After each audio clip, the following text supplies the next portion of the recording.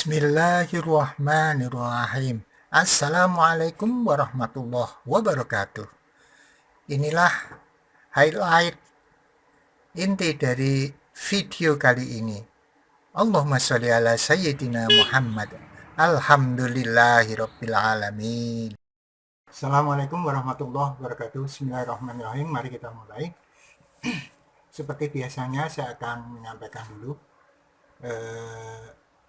riwayat ataupun mengapa saya mengunggah video ini, yaitu berawal dari cerita ayah saya.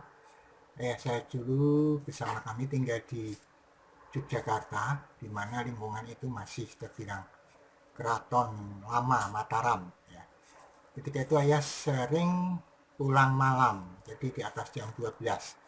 Singkat cerita, ayah mengatakan bahwa ketika itu dia disalib gitu ya, karena ayah jalan kaki, kemudian ada dua pengendara kuda begitu ya, naik kuda itu dua orang, yang kudanya gagah-gagah, yang naik juga gagah juga, sehingga ayah penasaran ya, kok tumben ada kuda malam-malam melintas, dan ayah tahu bahwa di sekitar kampung itu tidak ada yang memelihara kuda. Kemudian jalan ketika ayah pulang itu agak berbelok. Ayah saya kemudian dalam tanda petik mengejar kuda tadi, dan sampai belokan itu sudah tidak ada. Ya, patut diduga itu mungkin bukan kuda sewajarnya. Cerita ini saya simpan cukup lama, maka ketika saya bertemu dengan teman saya yang paham tentang masalah barang goib seperti ini, saya tanyakan kepada dia, adakah memang di dalam dunia perjinan itu ada juga intel ya, intel jin yang disebar itu dia menjaga kawasannya dan sebagainya. Kemudian teman saya tadi menceritakan bahwa ada cerita suatu malam itu dia pulang sekitar pukul 2 dini hari. Ketika sampai di depan pintu gerbang, dia menemukan seekor kucing hitam yang besar ukurannya. Ukurannya berbeda dengan ukuran kucing-kucing biasanya. Kucing itu mondar-mandir di halaman rumahnya. Kemudian dia menyuruh penjaga rumah, satpam, untuk mengawasinya. Barangkali ada ketakutan anjing gila sehingga bersembunyi di balik pintu gerbang. Akan tetapi si petugas keamanan tadi tidak menemukan kucing tersebut. Bahkan tidak ada jejak sama sekali di balik pintu itu. Hari berikutnya pekerjaan di kantor beliau selesai sebelum tengah malam. Ketika mendekati pintu gerbang, dia melihat sesuatu yang bergerak-gerak. Lalu diperhatikannya dengan seksama. Terlihat dengan jelas makhluk hitam. Sosoknya serupa manusia. Tingginya tidak lebih dari penggaris, jadi kecil ya, ukurannya 30 cm. Dia memegang tongkat seukuran pensil. Si pegawai tersebut diam ketakutan. Sebelum si pengawal tersebut berlari, si makhluk itu sudah berkata kepadanya dengan suara laki-laki, "Masuklah ke rumahmu, dan tidak perlu memanggil penjaga seperti yang engkau lakukan kemarin." Karena kan kemarin dia memanggil penjaga ketika menemui ada kucing yang berlalu di depannya.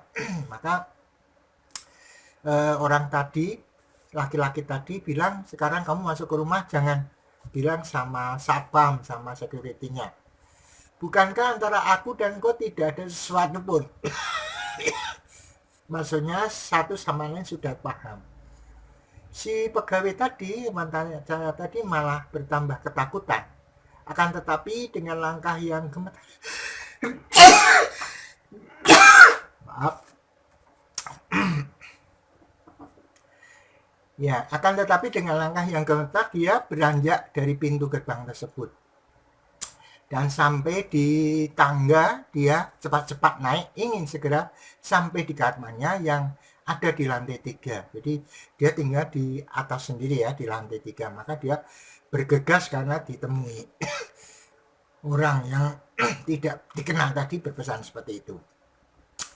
Ketika membuka pintu kamar, dia langsung menghampiri jendela untuk melihat ke bawah. ketika melihat ke arah yang tadi, masih tampak lelaki pendek tadi yang ukurannya hanya 30 cm, sedang mempermainkan ujung tongkatnya seperti sedang mencari sesuatu yang hilang di tengah kegelapan malam. Tidak lama kemudian dia lenyap bersama tongkat yang tadi dia pegang. Dengan demikian yakinlah bahwa Allah Subhanahu wa taala memberikan kekuatan kepada jin sehingga mereka bisa berubah wujud. Jadi jin itu bisa, bahasa Jawanya itu membo-membo, berubah wujud ya. Berubah wujud ya. Menjelma dalam bentuk manusia bisa, hewan bisa, ataupun apa saja dia bisa. Sebagaimana dijelaskan sebelumnya. Dan kisah jin yang menghuni rumah bersama makhluk banyak diceritakan walaupun terbatas. Jadi ini seperti juga ayah saya yang ketemu dengan jin, itu pun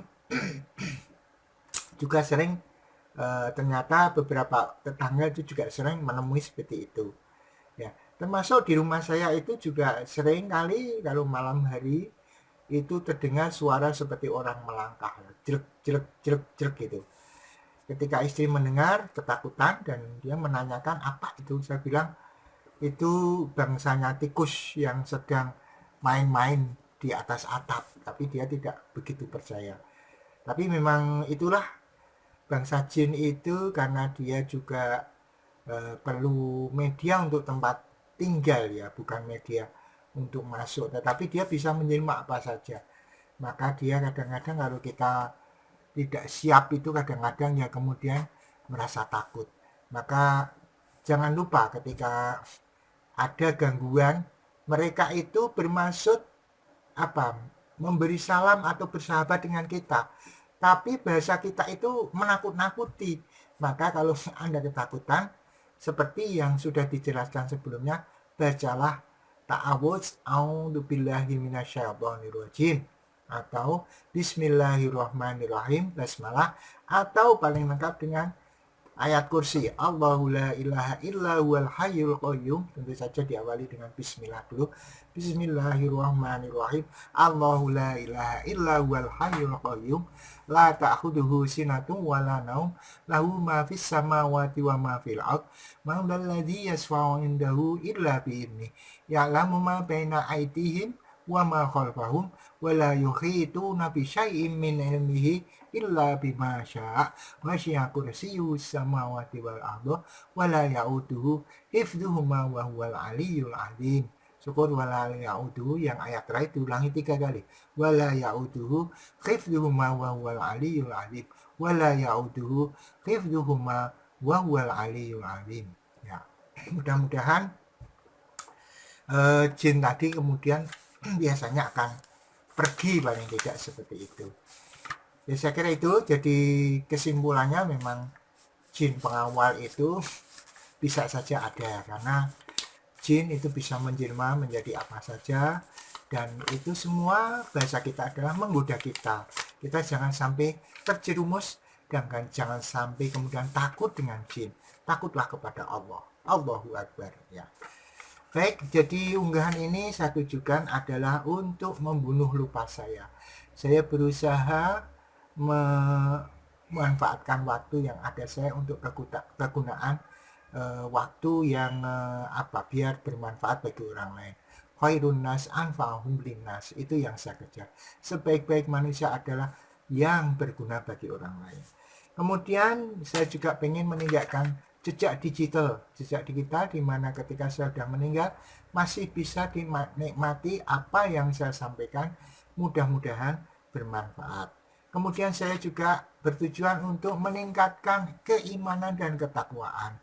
Bagaimanapun keimanan dan ketakwaan itu kalau tidak selalu dipupuk, tidak selalu diingatkan, nanti mudah digoda oleh setan maupun jin yang kemudian menjadi setan ya. Maka jangan lupa ya, tingkatkan keimanan. Kemudian pesan saya, jangan lupa kerjakan sholat, tegakkan sholat, karena sholat itu adalah tiang agama ya. Dan jangan lupa kalau yang laki-laki itu berjamaah di masjid, kalau yang perempuan itu silakan di rumah, tapi jangan dilarang ketika dia akan ke masjid. Kemudian disclaimer-nya bahwa mungkin di dalam unggahan saya ini ada kata, ide maupun tempat yang sama, itu adalah kebetulan. Tetapi manakala Anda merasa terganggu, saya mohon maaf dan silahkan Anda tidak perlu melanjutkan lagi ya kalau tidak senang dengan channel ini. Kemudian saya tegaskan bahwa saya bukan seorang dukun, bukan ahli jin, ya, tetapi saya hanya pemerhati saja dan saya orang yang bodoh, banyak kekurangannya. Kemudian saya mohon maaf bahwa judul, caption di thumbnail mungkin berbeda dengan yang ada di di dalam video ini ya, mungkin agak menyimpang begitu, oleh karena itu saya mohon maaf ya. Kemudian bahwa unggahan ini sebetulnya untuk anak cucu saya, tetapi manakala ada di luar keluarga saya yang berminat, silahkan disimak terus dan saya terima kasih atas perhatian Anda, mudah-mudahan bermanfaat. Terakhir, ini adalah pendapat pribadi saya yang subjektif. Oleh karena itu, manakala ada yang baik, pakailah. Dan itu datangnya dari Allah. Tetapi kalau tidak baik, bertentangan dengan agama, bertentangan dengan norma masyarakat, norma budaya, dan norma-norma lainnya, maka tidak usah dipakai dan anggap tidak ada. Saya mohon maaf setinggi-tingginya. Baik, saya doakan semoga Anda dan keluarga selalu diberikan bimbingan oleh Allah, diberikan perlindungan, diberikan kesehatan yang bagus, dan mudah-mudahan kita semua bisa meninggal dalam keadaan husnul khotimah. Subhanakallahumma wa bihamdika asyhadu an la ilaha illa anta astaghfiruka wa atubu ilaik. Assalamualaikum warahmatullahi wabarakatuh. Allahumma sholli ala sayyidina Muhammad. Allahumma sholli ala sayyidina Muhammad.